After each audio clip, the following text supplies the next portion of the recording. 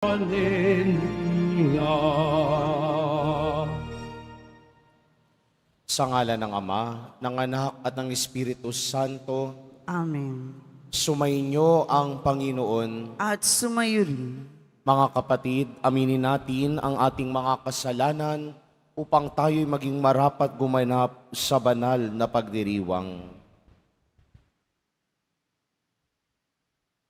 Inaamin ko sa makapangyarihang Diyos At sa inyong mga kapatid, na lubha ako nagkasala sa isip, sa salita at sa gawa, at sa aking pagkukulang.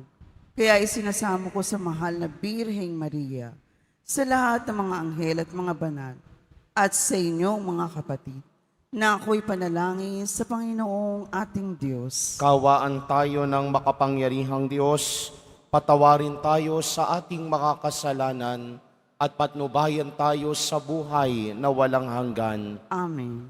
Panginoon, kaawaan mo kami. Panginoon, kaawaan mo kami. Kristo, kaawaan mo kami. Kristo, kaawaan mo kami. Panginoon, kaawaan mo kami. Panginoon, kaawaan mo kami.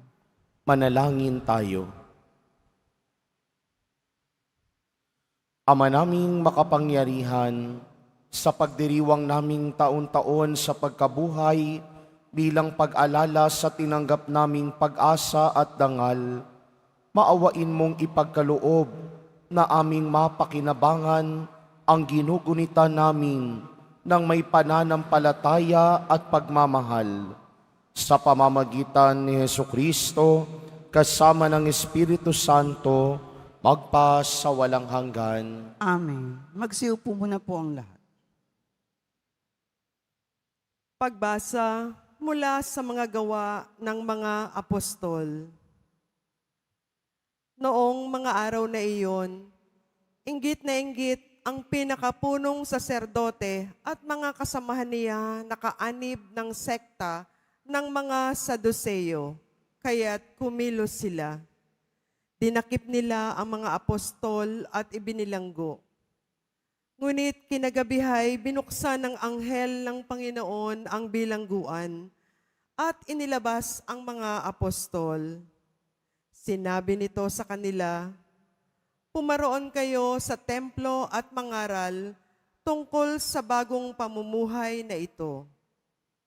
Sumunod naman ang mga apostol, kaya't nang magbubukang liwayway, pumasok sila sa templo at nagturo. Nang dumating ang pinakapunong saserdote at mga kasama niya, tinawag nila ang lahat ng matatanda ng Israel sa pulong ng buong Sanhedrin. Ipinakuha nila sa bilangguan ang mga apostol. Ngunit pagdating doon ng mga bantay, wala na ang mga iyon. Kaya't nagbalik sila sa Sanhedrin at ganito ang ulat. Nakita po namin na nakasusing mabuti ang bilangguan at nakatayo ang mga bantay. Ngunit nang buksan namin, wala kaming nakitang tao sa loob. Nabahala ang mga punong saserdote at ang kapitan ng mga bantay sa templo nang marinig ito. At di nila maubos maisip kung ano nangyari sa mga apostol. Ngunit may dumating at nagbalita sa kanila, "Ang mga lalaking ikunulong ninyo ay naroon sa templo at nagtuturo sa mga tao." Kaya't ang kapitan ay pumunta sa templo kasama ang kanyang mga tauhan. Isinama nila ang mga apostol, ngunit hindi gumamit ng dahas dahil sa pangambang sila'y batuhin ng mga tao. Ang salita ng Diyos. Salamat sa Diyos. Dukhang sa Diyos tumatawag ay kanyang inililigtas. Dukhang sa Diyos sumatawag ay kanyang inililigtas. Panginooy aking laging pupurihin, sa pasasalamat di ako titigil. Aking pupurihin kanyang mga gawa. Kayong naaapi, makinig, matuwa. Dukhang sa Diyos tumatawag, ay kanyang inililigtas. Ang pagkadakila niya ay ihayag, at ang ngalan niya ay purihin ng lahat. Ang aking dalangin dininig ng Diyos, nawala sa akin ang lahat kong takot. Dukhang sa Diyos tumatawag, ay kanyang inililigtas. Nagalak ang aping umaasa sa Kanya, pagkat di nabigo ang pag-asa nila. Tumatawag sa Diyos ang walang pag-asa, sila'y iniligtas sa hirap at dusa. Dukhang sa Diyos tumatawag, ay kanyang inililigtas. Anghel yaong bantay sa may takot sa Diyos, sa mga panganib sila'y kinukupkup. Ang galing ng Panginoon hanaping masikap. Yaong nagtiwala sa Kanya't nagligtas, ay maituturing na taong mapalad. Dukhang sa Diyos tumatawag, ay kanyang inililigtas. Magsitayo na po ang lahat.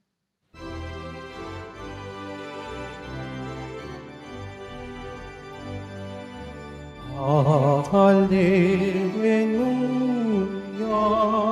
Hallelujah, Hallelujah, Hallelujah.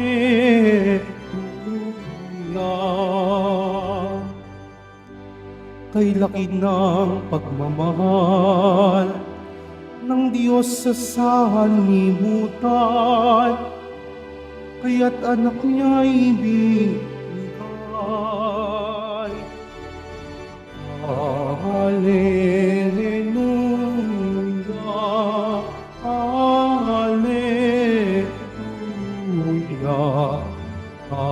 Hallelujah, Hallelujah.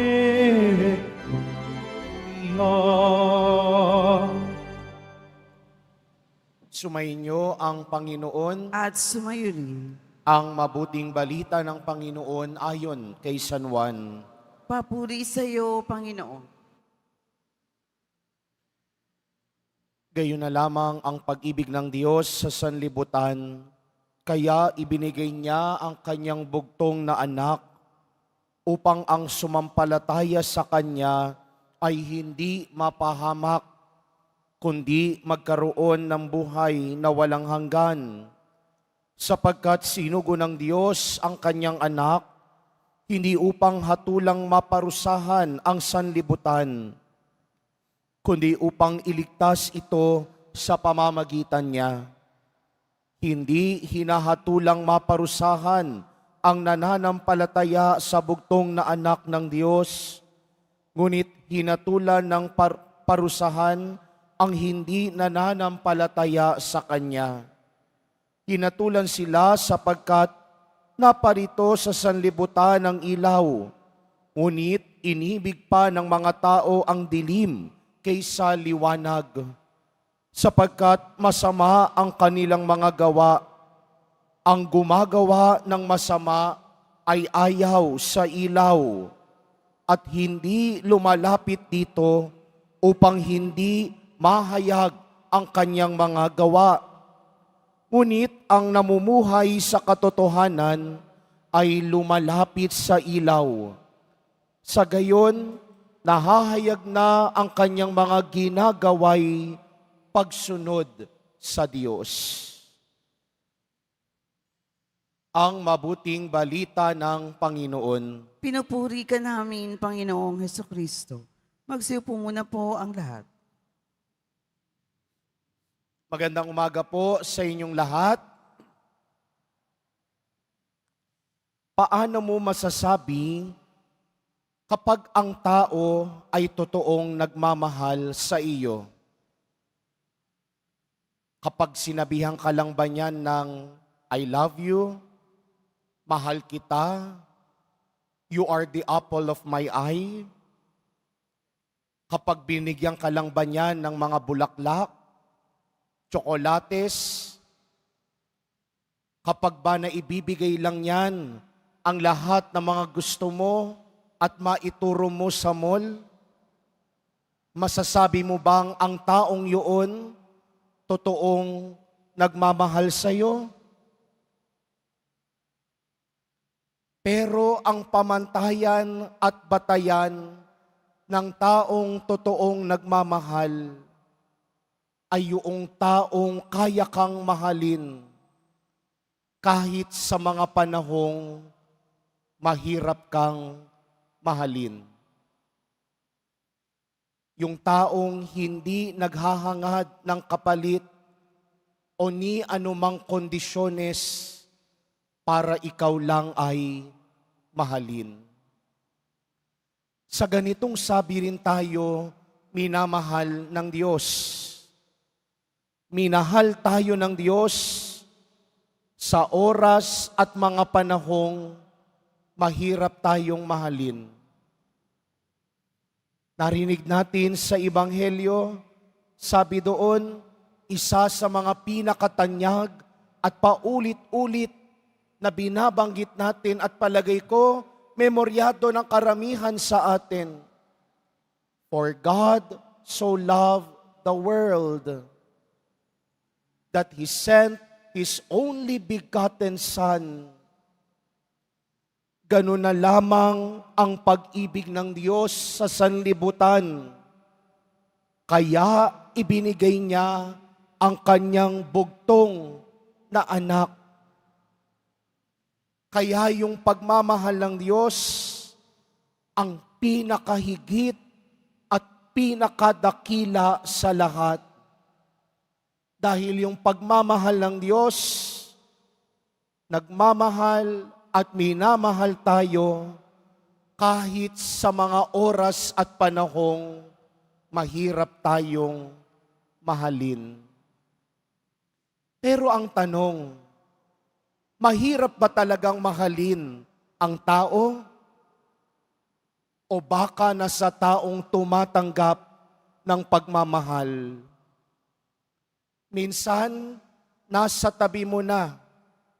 Minsan, nasa harapan mo na. Minsan, kasama mo muna mismo sa bahay. Araw-araw mong nakikita. Pero nati-take for granted mo lang. Minsan, kung sino yung mga taong nahihirapan kang mahalin, yun pala yung mga taong totoong nagmamahal sa iyo. Di mo lang napapansin.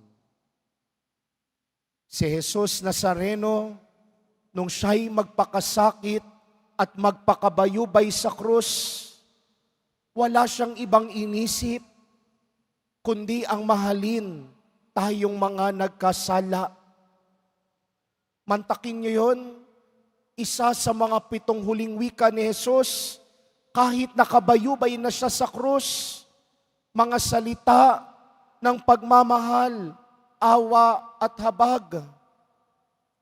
Kahit kinutya na siya, kahit inalimura na siya, kahit hinagupit, kahit ipinapako at ipinapatay siya sa krus, ano ang nasambit niya sa krus? Ama, patawarin mo sila sapagkat hindi nila nalalaman ang kanilang ginagawa. Sa krus, nakita natin ang totoong nagmamahal. Dahil sa krus, ipinakita ng Diyos, ipinakita ni Jesus Nazareno na posible pa rin palang magmahal ang mga taong kahit inalimura at sinaktan na. Kaya kung si Jesus nagmamahal sa kabila ng pagpapakasakit sa krus, ganun din dapat tayo nagmamahal sa kapwa. Kung ang Diyos minamahal tayo sa kabila ng ating hindi pagiging karapat-dapat, ganun din tayo dapat magmahal sa kapwa. Kung ang Diyos minamahal tayo kahit mahirap tayong mahalin dahil paulit-ulit tayong nagkakasala at nagkakamali. Ganon din tayo dapat sa kapwa. Paulit-ulit na nagmamahal kahit paulit-ulit silang nagkakasala sa atin. Kaya sa misang ito, yan ang grasyang hilingin natin. Mahalin ang kapwa kahit mahirap silang mahalin.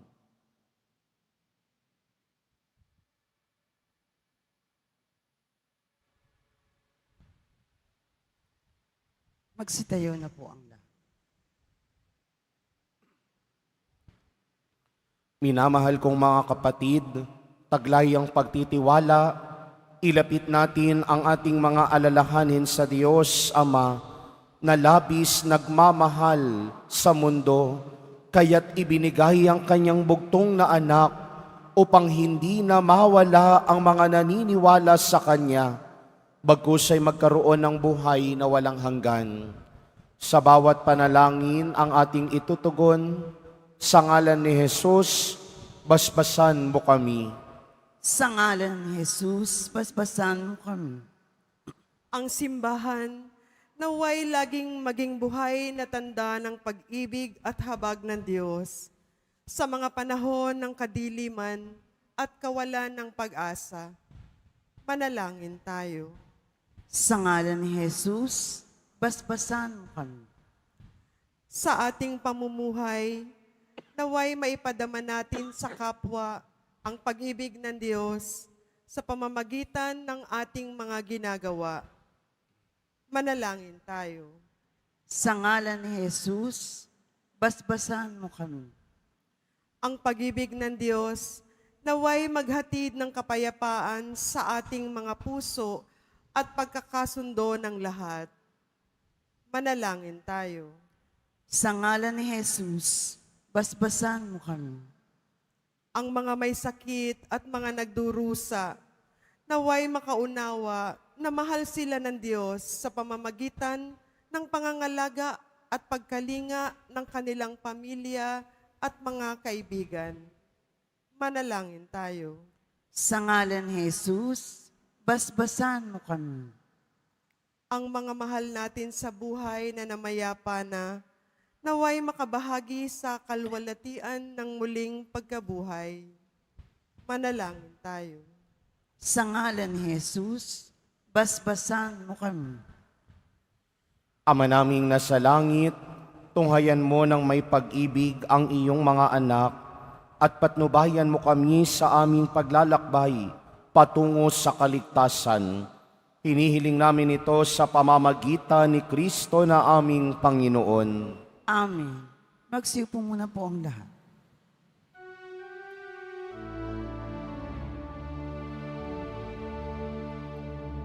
Alleluia,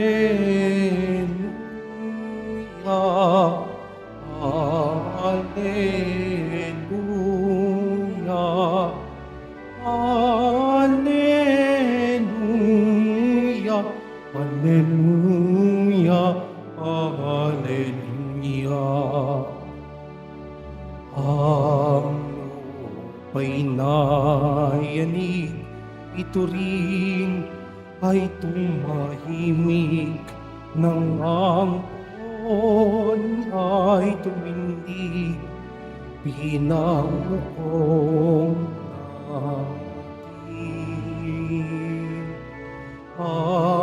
natin. Alleluia, Alleluia, Alleluia, Alleluia, Alleluia.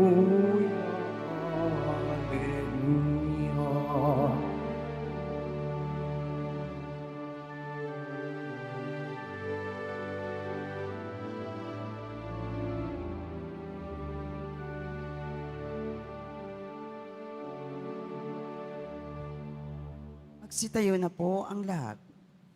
Manalangin kayo mga kapatid upang paghahain natin ay kalugdan ng Diyos amang makapangyarihan. Tanggapin nawa ng Panginoon itong paghahain sa iyong mga kamay, sa kapurihan niya at karangalan, sa ating kapakinabangan at sa buong sambayanan niyang banal.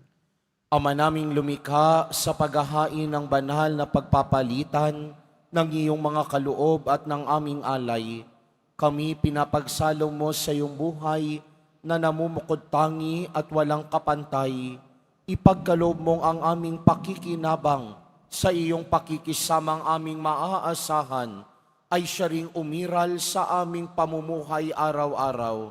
Sa pamamagitan ni Jesucristo, kasama ng Espiritu Santo, magpa sa walang hanggan. Amen. Sumainyo ang Panginoon. At sumayo rin, Itaas sa Diyos ang inyong puso at diwa. itinaas na namin sa Panginoon. Pasalamatan natin ang Panginoong ating Diyos. Marapat na siya ay pasalamatan. Ama naming makapangyarihan, tunay ngang marapat na ikaw ay aming pasalamatan. Ngayong ipinagdiriwang ang paghahain ng Mesiyas, ang maamong tupa na tumubos sa aming lahat, sa paghahain ng sariling buhay at sa pagkabuhay ng anak mong mahal, nabuksang ganap ang iyong tahanan at kaming pinaghaharian mo'y naging kasambahay. Sa pagkamatay niya sa krus, nalupig ang kamatayan. Sa kanyang pagkabuhay, naging buhay siya ng tanan. Kaya kaysa ng mga anghel na nagsisiawit ng papuri sa iyo, nang walang humpay sa kalangitan, kami nagbubunyi sa iyong kadakilaan. Santo, Santo, Santo, Panginoong Diyos sa mga hukbo, napupuno ang langit at lupa ng kadakilaan mo, o sana sa kaitaasan, pinagpala ang naparirito sa ngalan ng Panginoon, o sana sa kaitaasan, magsiluhod po ang lahat. Ama naming banal, ikaw ang bukal ng tanang kabanalan. Kaya't sa pamamagitan ng iyong Espiritu, gawin mong banal ang mga kaloob na ito upang para sa amin maging katawan at dugo ng aming Panginoong Hesukristo. Bago niya pinagtiis ang kusang loob na maging handog, hinawakan niya ang tinapay, pinasalamatan kaniya, pinaghati-hati niya iyon, iniabot sa kanyang mga alagad at sinabi, tanggapin ninyong lahat ito at kanin. Ito ang aking katawan na ihahandog para sa inyo.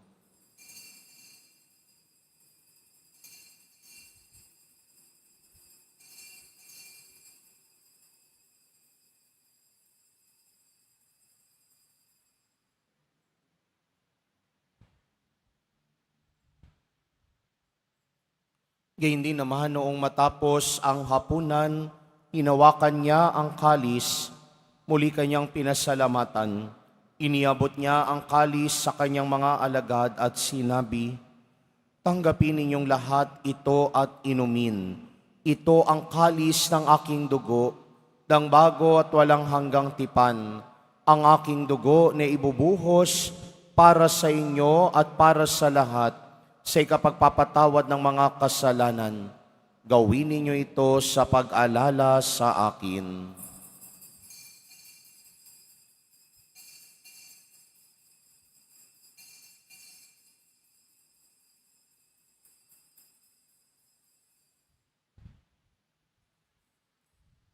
Magsitayo po ang lahat. Ipagbunyi natin ang misteryo ng pananampalataya. Si Kristo'y namatay, si Kristo'y nabuhay, si Kristo'y babalik sa wakas ng panahon. Ama, ginagawa namin ngayon ang pag-alala sa pagkamatay at muling pagkabuhay ng iyong anak, kaya't iniaalay namin sa iyo ang tinapay na nagbibigay buhay at ang kalis na nagkakaloob ng kaligtasan. Kami nagpapasalamat dahil kami iyong minarapat na tumayo sa harap mo para maglingkod sa iyo. Isinasamo namin kaming magsasalo-salo sa katawan at dugo ni Kristo ay mabuklod sa pagkakaisa sa pamamagitan ng Espiritu Santo. Ama, Lingapin mo ang iyong simbahang laganap sa buong daigdig. Puspusin mo kami sa pag-ibig, kaisa ni Jose na aming obispo at ng tanang kaparian. Alalahanin mo rin ang mga kapatid naming nahimlay na may pag-asang sila'y muling mabubuhay, gayon din ang lahat ng mga pumanaw.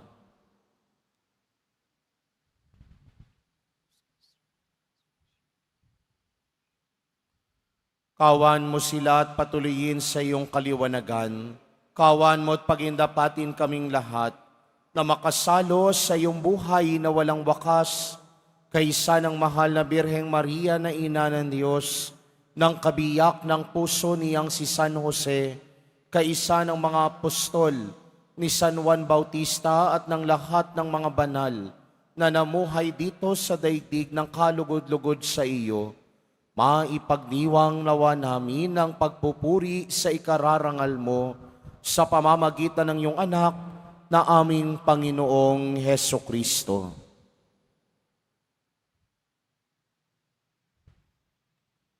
Sa pamamagitan ni Kristo, kasama niya at sa Kanya, ang lahat ng parangal at papuri ay sa iyo, Diyos amang makapangyarihan, kasama ng Espiritu Santo, magpas sa walang hanggan. Amen.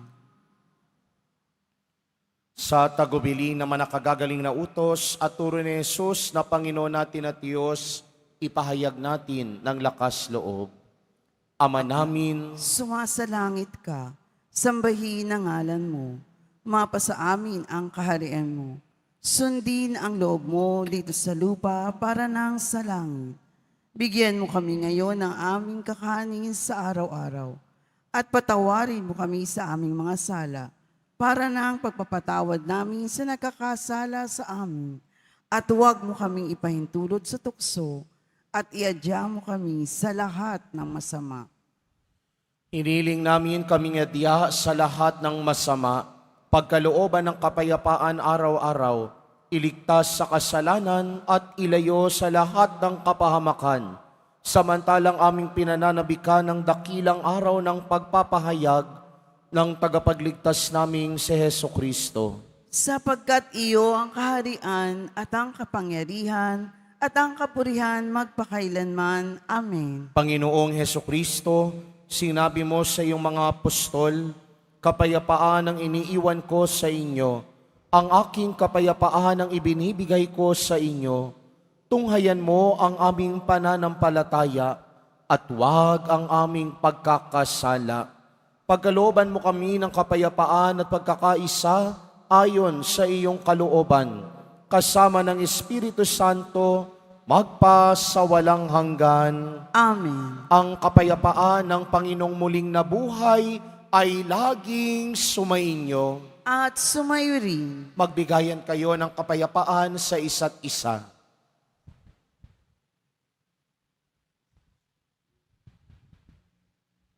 Kordero ng Diyos na nag-aalis ng mga kasalanan ng sanlibutan, maawa ka sa amin. Kordero ng Diyos na nag-aalis ng mga kasalanan ng sanlibutan, maawa ka sa amin. Kordero ng Diyos na nag-aalis ng mga kasalanan ng sanlibutan, ipagkaloob mo sa amin ang kapayapaan. Magsiluhod po ang lahat.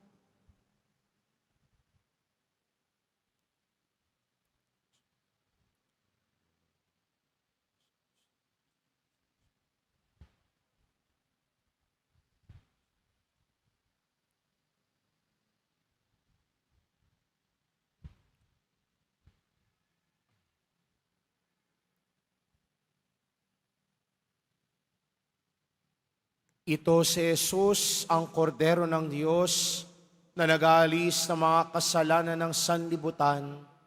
Mapapalad ang mga inaanyayahan sa kanyang piging. Panginoon, hindi ako karapat-dapat na magpatuloy sa iyo. Ngunit sa isang salita mo lamang ay gagaling na ako.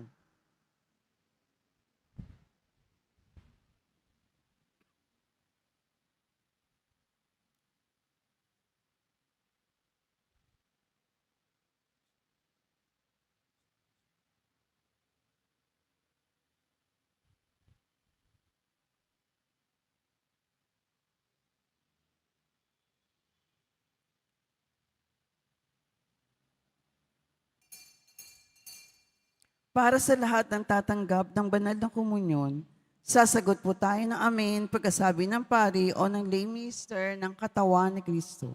At isubo agad sa bibig bago umalis sa harapan ng pari o lay minister. Sumunod po tayo.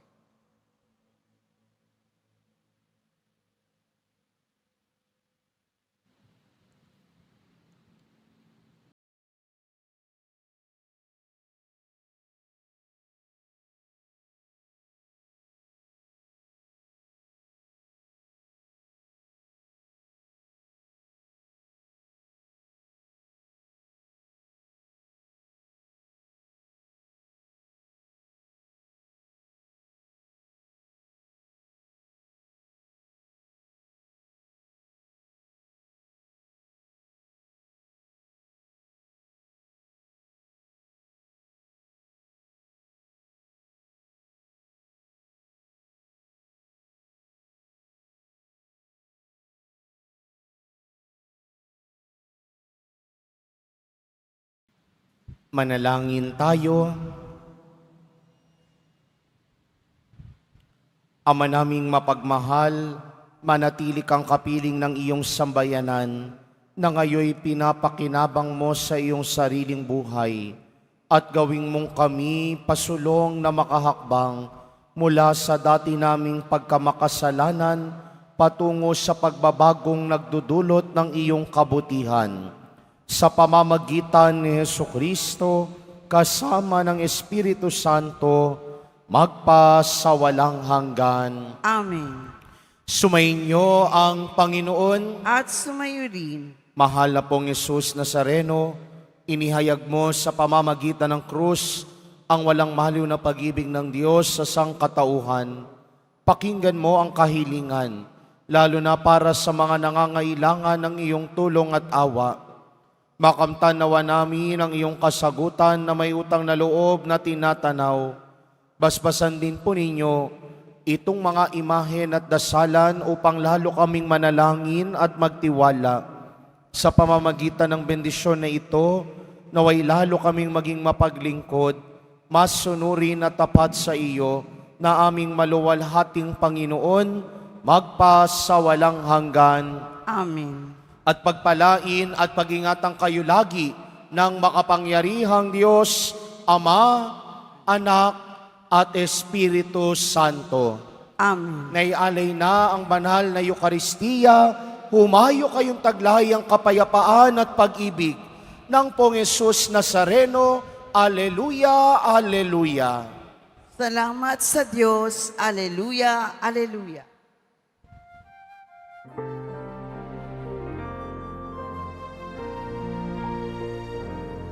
Nuestro Padre Jesus Nazareno, sinasamba ka namin, pinipintuho ka namin, aral mo ang aming buhay at kaligtasan. Nuestro Padre Jesus Nazareno, iligtas mo kami sa kasalanan. Ang krus mong kinamatayan ay sagisag ng aming kaligtasan. Nuestro Padre Jesus Nazareno, dinarangal ka namin. Nuestro Padre Jesus Nazareno, inuwalhati ka namin.